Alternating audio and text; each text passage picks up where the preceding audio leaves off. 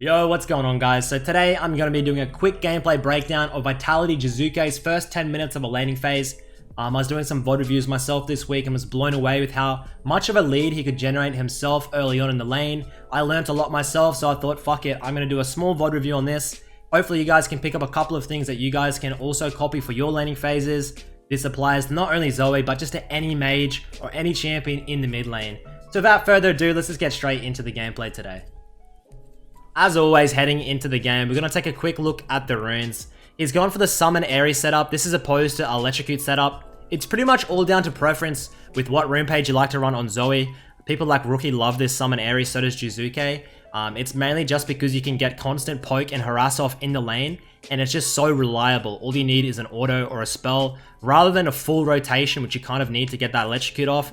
This is just quick and easy, and you'll see why it's so good in a second when he starts this laning phase off. So as always, when you're playing into a melee, you're the king of the early laning phase, okay? You really want to use your autos to harass, your long range spells to harass them as much as possible.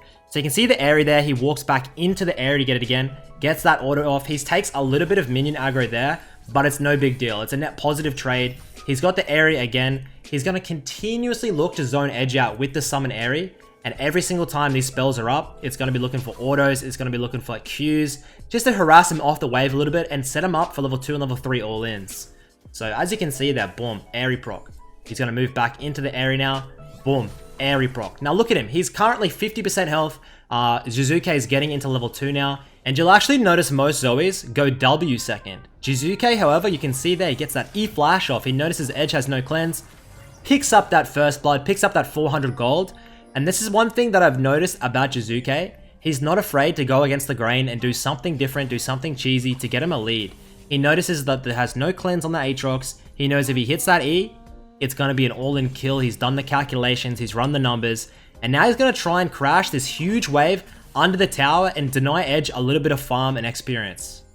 Now most mid laners will be looking for a base right now, and you'd be right in assuming it's a pretty good back timing. You've got a lot of gold after the first blood. The Aatrox is going to be stuck under the tower and can't get the hard shove.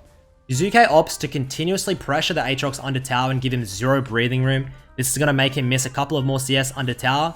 But notice over the next minute or so, there's going to be a couple of mind games going on, okay? Zoe is looking for a base. She wants to spend her gold. Aatrox, now back in lane, he does not want this base to happen. And if the base happens, if you're playing the Aatrox, you want to number 1, either get a freeze, or number 2, get a hard shove on and deny a wave.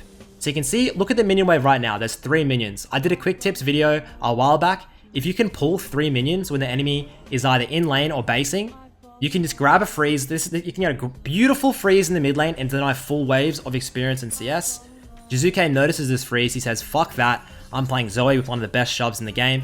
He's going to move up, get the hard shove on, and then probably look for the base. In Aatrox's head, Aatrox says, okay, after this wave, there's no doubt in my mind Zoe's going for the base. So he kind of thinks, okay, am I going to go for a hard shove or am I going for a freeze? Jiizuke moves out of vision. Now I noticed Caps doing this as well. Caps did this to me so many fucking times. It frustrated me a lot. He fake bases, okay? When everybody else would base, he doesn't base, he stays. He pings his jungler to come. They get a great gank off. Aatrox is going for the hard shove. He used all of his abilities in the laning phase to get the hard shove on. They get the flash out. They poke him out even more. And now they're going to put him under tower. Aatrox has 2 moves, okay? He either bases, misses a canyon wave, or stays low health under tower and gets the experience. Possibly going to die for it though. So Jiizuke not only wants to look for the kill here, he also wants to deny that cannon creep. So he doesn't get the kill. The dive is a little bit awkward, but he does deny the cannon creep, which is great. And also picks up that kill on the Kindred. This is a little bit of dumb luck, honestly. I'm not going to attribute this to him. The Kindred Morgana had a great invade onto the Kindred. They pick up the kill. He picks up Red Smite as well. And now both mid laners are very low. They're chunked out. The wave is shoving into the Zoe here. So we're going to see how they play it, okay? Both mids definitely looking for a base. Especially Jiizuke. He's sitting on a shit ton of gold. 1.5k plus, no doubt. Wave is crashing into him.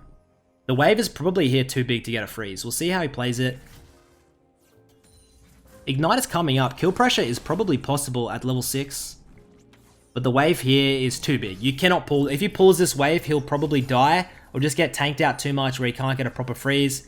He gets shoved in under the tower. The Aatrox looking for the base here. Now watch what Aatrox does. He stops his base and moves out of vision. He's trying to fake it. Zoe moves back thinking Aatrox might have based. Then he stops his recall as well, okay? They're both looking for the exact same play. They want the enemy to base and then hard shove, denying a cannon creep wave. These waves are worth like 150 gold.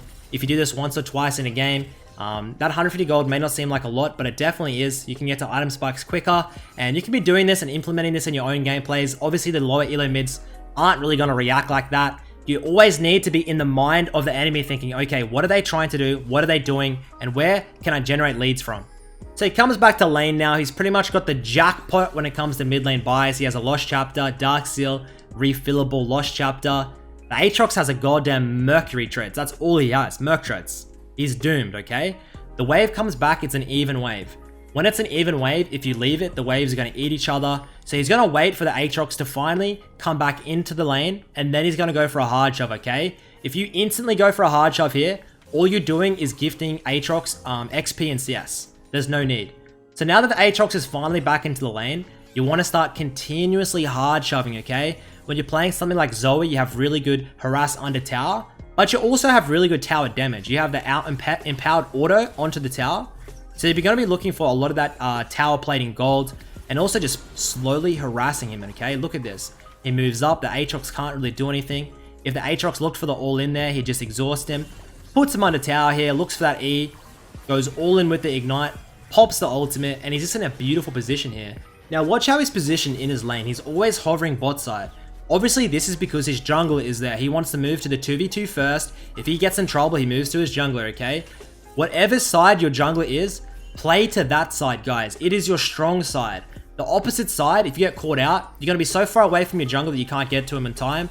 Or if a 2v2 skirmish breaks out, you're going to be late to it. The enemy probably has the inside track.